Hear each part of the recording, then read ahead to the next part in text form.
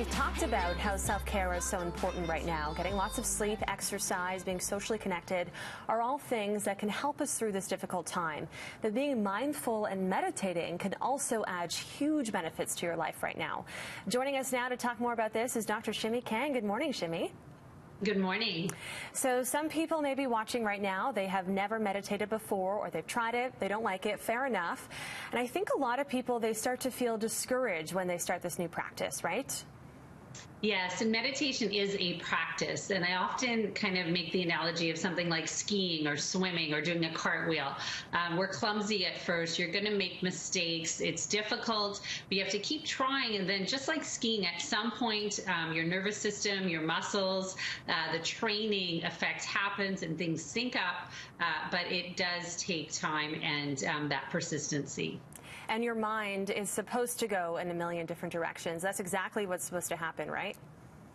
Yes, well, I mean, that's what we're observing when we meditate, is how our mind is so distracted. And the point that we're trying to do is focus the mind. And so eventually that stops happening. And it really is quite profound, with lots of health benefits, mental and physical health benefits, when we can train the mind away from so many distractions. I think a lot of people right now, too, they're focusing on the past or the future. Do you think if we don't take the time right now to be totally present, do you think that this is going to have a detrimental effect on our society's mental health? So we know that when we focus on the past, there's often a lot of regret. I should have done this or that. Future-oriented thinking can often be filled with anxiety and worry, especially now. If you add gratitude and optimism into those thinking, it's definitely better.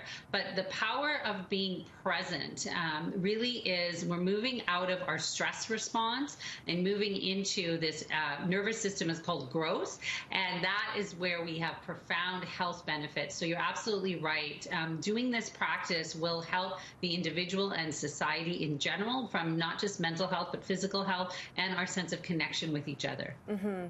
And just one last tip, Shimi. So when we're starting this new practice, maybe we'll be on, a good track for about a week or so, but then we start to, go off on these paths and we get distracted. What are some tips on staying focused so we do this for, 15, 20 minutes, 30 minutes a day?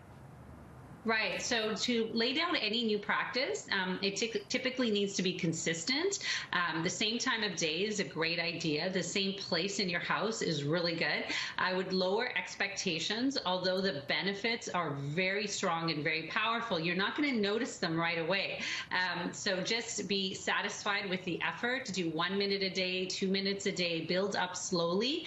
And to create a new habit in our brain takes about 90 days. So be realistic with your expectations and stick with it. So those are really important. I think the biggest one is just not have the expectations yet. Okay, great advice as always. Thank you so much, Shimi. It is